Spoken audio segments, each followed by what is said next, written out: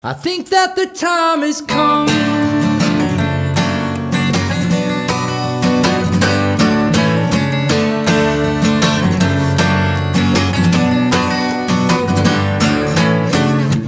We could ask some questions if we should get to heaven about when we were alive. Before we take it that far, make plans to go peacefully in the dark. See if we can see it through. In my head, it hurts. Our sixth record came out yesterday. It was exciting. It was exciting. Very exciting day. It was when we finished the record. When we were in the studio on the last day of tracking the record, listening back to the songs, and we sort of said like these songs could have a place on any of our records. You know, Absolutely. like it has all the different characteristics of all of our records, and it's a good summation of sort of everything that we've done musically up until this point. So we think it's the record where you start with Bayside. It could be, you know, if you have friends, if you like Bayside and you have friends who haven't heard the band yet, it's sort of, we think it's the place to start, you know, because it's a really nice representation of the band. Again, like I like the idea of cult, and it sort of really speaks to what our fan base has sort of named themselves. The whole cult thing kind of came about pretty organically. It wasn't something that we forced on anyone. Everyone has always kind of compared our fan base to a cult. And they're like, you have really culty fans who are kind of constantly coming back and tattooing themselves.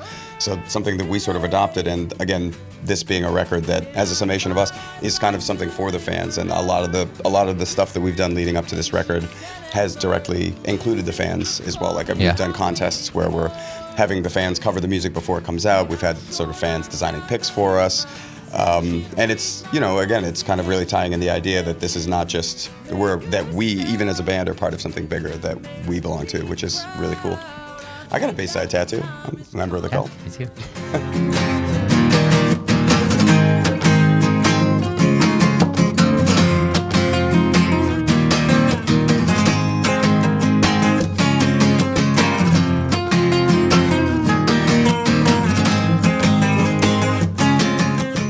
We've always felt like we had an obligation to ourselves and to our fans to be honest, you know, and be who we are. And I think a lot of bands, the trouble with a lot of bands as far as longevity goes is they start reaching for things, you know what I mean, that they're not meant to reach for. You know, maybe sometimes people try to start writing songs so they could get bigger, or they try to reinvent themselves because they're getting bored with their own band, you know. And we have never gotten bored with our own band. Bayside's my favorite band. Yeah, we're good at being a Bayside. Bayside's my favorite band. Just as far as our career goes, we've made a lot of decisions along the way. We decided very early on that we were going to, we wanted to be more like Bad Religion than Good Charlotte. And we decided that a long time ago, you know. So we made a lot of decisions along the way that you know, we could have done things to maybe get bigger, faster, you know, but we never took that route. Yeah, I mean, at the end of the day, I like to think kind of in the lyrically, like what's happening in Big Cheese. I really want to, at the end of the day, I want to know that we belong to something that's really important. And every day that goes by, and the more positive things are happening in our career, it's becoming apparent to me that will be something that is remembered. And to be part of something that mattered is kind of, I think, playing music, that's the ultimate for me. I mean, you can get famous and rich and then be gone tomorrow, but to actually have meant something to a lot of people is the best thing for me. That's why, I mean, that's really beyond my love of actually playing music. You can't ask for more than that. And you'll find it at the bottom of the mess that's your life. And go take your own advice and keep hoping that the lies never. There are songs on this record that are heartbreak songs and fight with your girlfriend or wife or whoever songs, and there's always a place for that in music, you know. Anybody from, like, you know, Buddy Holly, Elvis Presley, and before, you know, there's always kind of room in music for those, and we'll always write those, you know. And I'm really proud of all the songs that we've written in the past that are like that.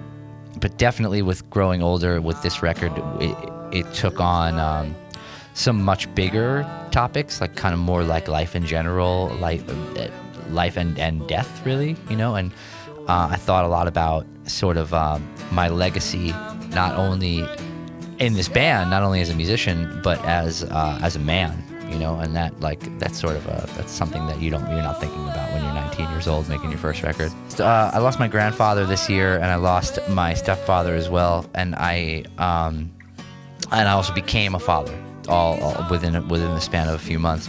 So that really opened my eyes a lot to kind of what life is, you know. And I thought about specifically my grandfather and his generation and what their legacy is, when those kind of guys in their 80s and 90s now that are passing away, you sit at their wakes and there is a story about everyone. There are crazy stories about them storming beaches and, you know what I mean, and fighting in wars and being heroes and being grandfathers and fathers and advice givers and caretakers, and, you know, like, and I just thought about myself and where do I fit into that? Am I gonna be that? You know, like, did he decide he was gonna be that? Like, does that just happen? You know, or do you have to decide one day that I'm gonna be like this? I'm gonna be this like great man. Never make you sad again.